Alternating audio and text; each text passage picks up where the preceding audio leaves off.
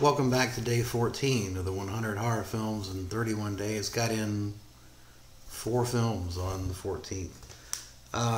First up, I broke into this Severin box set, all the colors of the Giallo and all the colors of the dark. First up is 1972's All the Colors of the Dark, directed by Sergio Martino and starring the gorgeous Edwin Fenech. She really is a bombshell back then. And really she looks good now. There's an interview with her on here. She's aged well. Some people don't, but she's aged very well. She plays Jane, who's really going nuts, but mainly because she's had a tragedy in her family or lost a child, and her husband Richard, played by George Hilton, is not helping matters. He's kind of aloof and difficult, and she's being stalked by Ivan Razumov, the piercy blue-eyed Razumov, who, is part serial killer, part occultist, and so you got all that going on. And it's an interesting film with great music from Bruno Nicolai. Not your average Giallo, not a by the numbers Giallo, because you've got some occult type elements to it, but a very, very good Giallo. I give it a 7.5 out of 10. Long interview with George Hilton on here, and then of course Edwin Fenech is on here as well. So that's definitely a worthwhile purchase. Also, let's see. Here's this is a documentary, All the Colors of Giallo, that came with it.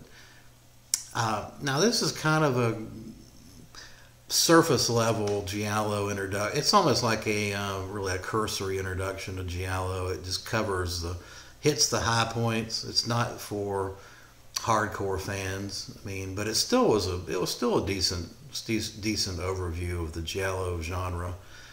I think what's appealing about this release is there's 4 hours of Giallo trailers. So, that's really the selling point, I think, of this release. You can see it's 3 discs. So yeah, that's the documentary, and then All the Colors of the Dark.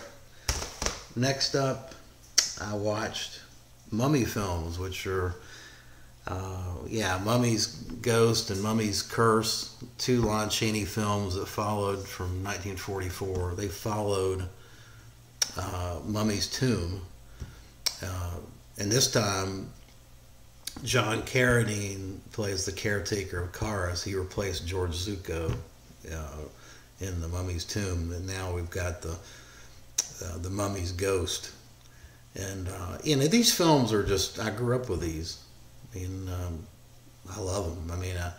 I would wait up on Friday night or Saturday night till midnight to watch them on Chiller Theater and things like that. So it's, I have a soft spot for these. They're very short movies, hour long.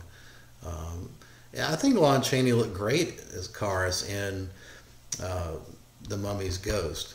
The makeup was real makeup they used on his face and all that. Some people complain he might be a little overweight for the role, but I thought he looked good. He was powerful when he needed to be. The bottom line is these are Beauty and the Beast stories. He's after Ananka, Princess Ananka, to take her back to Egypt. It's really just replacing King Kong and Fay Wray with Lon Chaney and Princess Ananka. It is a Beauty and Beast story. Next up, followed up on the same heels with Mummy's Ghost, Mummy's Curse, which is a direct sequel to Ghost.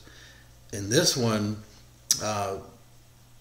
Lon and Ananka were basically found in a swamp in Louisiana, and the resurrection scene of Princess Ananka in here is from the mud is fantastic stuff.